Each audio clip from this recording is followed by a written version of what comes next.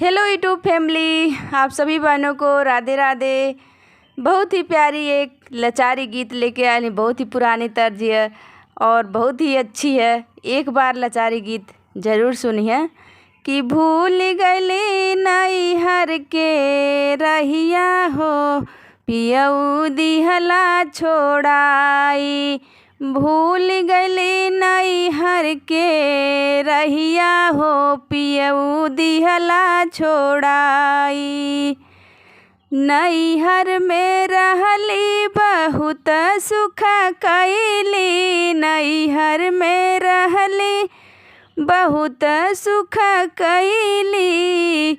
अपने से अपना बिस्तर लगवली, अपने से अपना बिस्तर लगवली।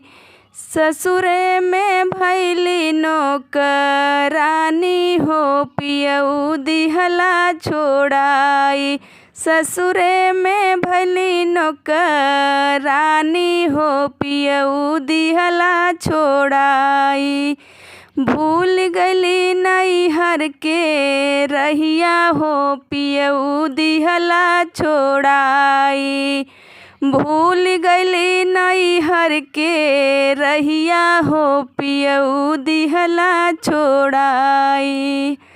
माई के प्यार रहे, पापा के दुलार रहे। माई के प्यार रहे, पापा के दुलार रहे। भैया के आँखी के पुतरिया हो, पियऊ दिहला छोड़ाई। अरे भैया के आँखी के पुतरिया हो, पियऊ दिहला छोड़ाई।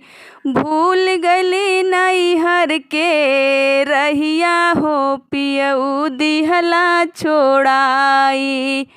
भूल गली नैहर के रहिया हो, पियऊ दिहला छोड़ाई।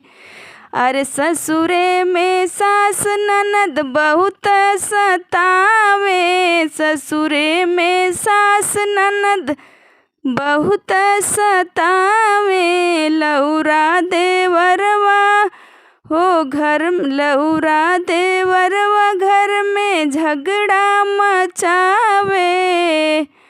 अरे ससुरे में सास ननद बहुत सतावे। लहुरा देवरवा घर में झगड़ा मचावे। अरे फूट गयल हमार किस्मतिया हो, पियऊ दिहला छोड़ाई। अरे फूट गईल हमार किस्मतिया हो, पियऊ दिहला छोड़ाई। अरे फूट गईल हमार किस्मतिया हो, पियऊ दिहला छोड़ाई। भूल गली नैहर के रहिया हो, पियऊ दिहला छोड़ाई।